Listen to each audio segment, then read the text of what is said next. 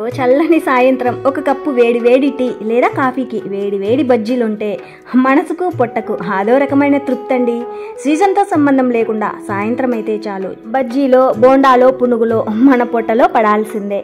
సర్లే, ఇవాళ నా స్టైల్లో bread bajji, simple and tasty. చూద్దామా? ముందుగా బజ్జీలు ఎన్ని కావాలో అన్ని బ్రెడ్ ముక్కల్ని తీసుకుని వాటిని క్రాస్గా కట్ చేసుకుంటే ఈ విధంగా ట్రయాంగిల్ షేప్ అయితే వస్తాయి. ఈ విధంగా కట్ చేసుకోవాలి. ఈ షేప్లోనే కట్ చేసుకోవాలని ఏం లేదు, ఏ షేప్లో అయినా కట్ చేసుకోవచ్చు మీకు నచ్చిన విధంగా. ఆ తర్వాత ఒక బౌల్లోకి బ్రెడ్ ముక్కలకి సరిపడా శనగపిండి తీసుకోవాలి. ఈ శనగపిండికి సరిపడా, రుచికి సరిపడా సాల్ట్, వంట సోడా. ఇది మరీ ఎక్కువ వేయకూడదు, ఎక్కువ వేస్తే ఆయిల్ పీల్చేస్తుందని గుర్తుంచుకోవాలి. వాము, ఈ వాము ఇక్కడైనా వేసుకోవచ్చు, ఫైనల్లో ఉల్లిపాయలతో అయినా వేసుకోవచ్చు. నేనైతే ఇక్కడే వేసుకుంటున్నాను. ఈ విధంగా నలిపి వేసుకుంటే ఫ్లేవర్ కానీ టేస్ట్ కానీ బాగుంటుంది. ఆ తర్వాత వేసినవన్నీ పిండిలో కలిసేలా ఈ విధంగా బాగా కలిపి కొంచెం కొంచెం నీళ్లు వేసుకుంటూ, ఈ పిండి మరీ గట్టిగా ఉండకూడదు, అలాగని మరీ పలుచగాను లేకుండా మీడియంగా ఉండేలా చూసుకోవాలి. నీళ్ళన్నీ ఒకేసారి వేయకుండా ఈ విధంగా కొంచెం కొంచెం వేసుకుంటూ కలుపుకోవాలి. ఉండలు అనేవి ఏ మాత్రము లేకుండా కలుపుకోవాలి. ఈ బ్రెడ్ బజ్జీకే కాదు, ఏ బజ్జీలకైనా పిండి ఈ విధంగానే కలుపుకోవాలి. అప్పుడే బజ్జీ అనేది పర్ఫెక్ట్గా వస్తుంది. ఫైనల్గా పిండి కన్సిస్టెన్సీ అనేది చూడండి, చూడ్డానికి ఈ విధంగా ఉండాలి. ఈ స్టేజ్లో ఈ పిండి అనేది మరీ చిక్కగా ఉంది అంటే బ్రెడ్ మీద కోటింగ్ అనేది మందంగా వస్తుంది. అలాగని మరీ పలుచగా లేకుండా చూడ్డానికి ఈ మాత్రం ఉంటే చాలు. ఈ స్టేజ్లో ఇందాక పిండిలో సాల్ట్ వేసాం కదా, ఇక్కడ చెక్ చేసుకోవాలి. సాల్ట్ అనేది మరీ ఎక్కువ ఉంది అనిపిస్తే ఇక్కడ కొంచెం శనగపిండి కలిపి నీళ్లు కలుపుకోవచ్చు. ఫైనల్గా సాల్ట్ అనేది మరీ ఎక్కువ లేకుండా లైట్గా ఉండేలా చూసుకోవాలి. అంతా ఓకే అనుకున్న తర్వాత ఆయిల్ పెట్టి హీట్ అయిన తర్వాత చూడండి, ఆయిల్ అనేది ఈ మాత్రం వేడెక్కాలి. ఈ విధంగా వేయగానే టింగుమని పైకి వచ్చింది అంటే ఈ ఆయిల్ బజ్జీ వేయడానికి రెడీ అయినట్టు. ఆ తర్వాత మంటని మీడియం ఫ్లేమ్లో ఉంచి ఈ బ్రెడ్ ముక్కను తీసుకొచ్చి పిండిలో వేసి అటు ఇటు తిప్పి వెంటనే ఆయిల్లో వేసుకోవాలి.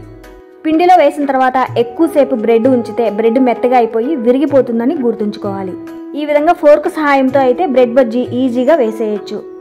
పిండిలో బ్రెడ్ ముక్క వేసిన తర్వాత అటు ఇటు ముంచి దొర్లించి ఆ తర్వాత ఒకసారి గమనిస్తే వీడియోలో చూపిస్తున్న విధంగా ఫోర్క్ని ఈ విధంగా గిన్నెకి రాస్తున్నట్టుగా చేసామంటే ఎక్స్ట్రా పిండి ఏదైతే ఉందో అది గిన్నెకే పోతుంది. నీట్గా ఈజీగా ఈ విధంగా సింపుల్గా బజ్జీ వేసేయచ్చు ఆయిల్లో.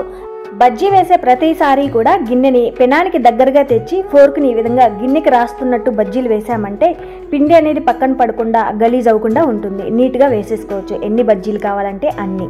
బజ్జీలు వేశాక ఆ శనగపిండి మిగిలినట్టయితే నష్టం ఏం లేదు. అందులో ఉల్లిపాయ, పచ్చిమిర్చి, కొత్తిమీర, కొంచెం శనగపిండి వేసి బోండాలు వేసుకోవచ్చు. ఇక్కడ మీడియం ఫ్లేమ్లోనే వీటిని ఫ్రై చేసుకోవాలి. బజ్జీలు వేసిన వెంటనే తిప్పకుండా కొద్దిసేపు తర్వాత రెండో వైపు తిప్పుకోవాలి. ఫస్ట్ వాయి అంటే ఫస్ట్ వేసినవి వేగడానికి కొంచెం టైం పడుతుంది. రెండో వాయి ఫాస్ట్గా వేగిపోతాయి. ఇవి మరీ డార్క్ బ్రౌన్ కలర్లో కాకుండా కొంచెం బంగారు కలర్లోకి ఎర్రగా వేగితే సరిపోతుంది. ఈ పక్కకు తీసిన తర్వాత ఇంకొంచెం డార్క్ కలర్లోకి మారిపోతాయి కాబట్టి మీడియం ఫ్లేమ్లో అటు ఇటు తిప్పుకుంటూ చూడండి. ఫైనల్గా ఈ మాత్రం రంగు వస్తే చాలు.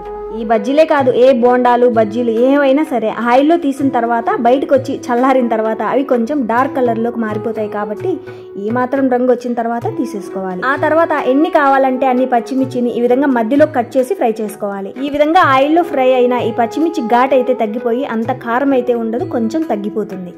ఆ తర్వాత ఇదే ఆయిల్లోకి పల్లీలు ఎన్ని కావాలంటే అన్ని వేయించుకోవచ్చు. నేనైతే ఆల్రెడీ వేయించేసుకున్నాను. ఆ తర్వాత ఒక బౌల్లోకి సన్నగా చిన్న చిన్న ముక్కలుగా కట్ చేసుకున్న ఉల్లిపాయ ముక్కలతో పాటు సన్నగా తరిగిన కొత్తిమీర, రుచికి సరిపడా సాల్ట్తో పాటు కారం. తిన్న బజ్జీలు బాగా అరగడానికి ఇందాక పిండిలో కూడా వాము వేసాం కదా, ఇక్కడ కూడా కొంచెం వేసుకుందాం. ఇందులోనే ఆయిల్లో డీప్ ఫ్రై చేసుకున్న పల్లీలు కూడా కావలసినన్ని వేసుకోవచ్చు. ఆ తర్వాత వేసినవన్నీ కూడా ఈ ఉల్లిపాయ ముక్కల్లో కలిసేలా ఈ విధంగా బాగా కలుపుకోవాలి. ఉప్పు కారం అంతా ఓకే అనుకున్నాక ఈ బజ్జీ ఉంది కదా, ఈ బజ్జీకి మధ్యలో ఈ విధంగా లోపల దాకా పొట్ట కట్ చేసుకోవాలి. కత్తితోనే ఈ విధంగా వీడియోలో చూపిస్తున్న విధంగా చేసామంటే లోపల ఖాళీ ప్లేస్ అనేది ఏర్పడిపోతుంది.